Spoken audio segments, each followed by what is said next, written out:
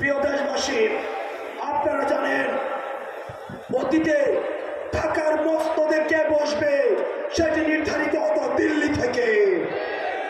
১.৫ যুগেরও বেশি সময় ধরে খুনি শেখ হাসিনা আমাদের দেশের রাজনৈতিক কাঠামো ভেঙে দিয়েছে, আমাদের দেশটাকে নেতৃত্ব সংকটের মধ্যে ফেলে দিয়েছে।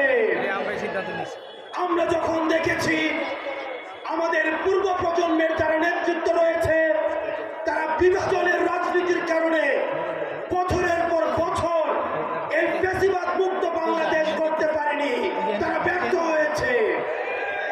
তারা যেই জায়গায় ব্যর্থ হয়েছে ঠিক সেই জায়গাটিতে আমাদের তরুণ প্রজন্মকে হাল ধরতে হয়েছে। প্রিয় ফরিদপুরবাসী, আমরা আপনাদের কাছে আশা করব এই লিডারশিপের যে নেতৃত্ব, এই নেতৃত্বের যে হাল আমরা ধরেছিলাম পরবর্তী বাংলাদেশ পুনর্গঠনে আমাদের এই নেতৃত্বের হাল আমাদের শক্তভাবে আমাদেরকে ধরতে হবে।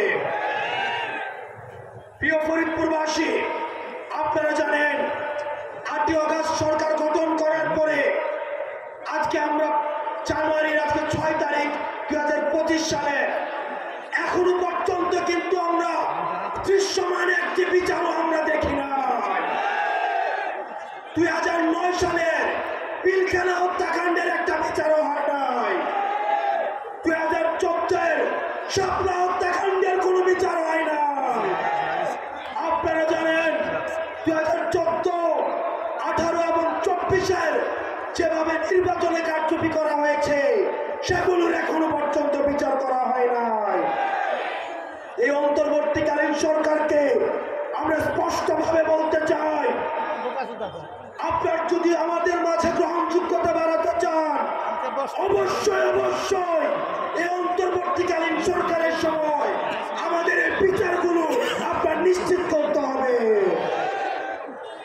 প্রিয় ফরিদপুরবাসী, আপনারা জানেন এখনো পর্যন্ত আমাদের এই বিপ্লবকে অনেকে মেনে নিতে পারে নাই।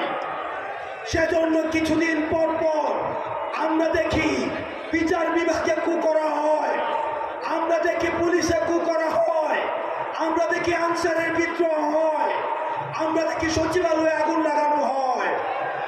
আমরা সবাইকে বলতে চাই আপনারা রিয়েলিটি মাইনে নেন। এই ফরিদপুরবাসী যতদিন জেগে আছে খুনি শেখ হাসিনা কোনোদিন বাংলাদেশে ফিরবে না।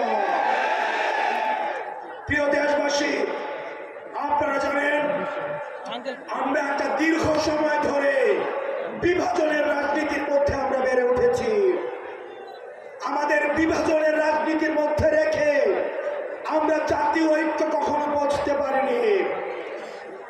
আমাদের পূর্বের যারা রাজনীতিবিদ রয়েছেন আমরা আপনাদেরকে আহ্বান জানাবো, আপনাদের রাজনৈতিক প্রজ্ঞা, আপনাদের রাজনৈতিক অভিজ্ঞতা সেগুলোকে আমরা তরুণ প্রজন্ম আমরা আপনাদেরকে সম্মান জানাই।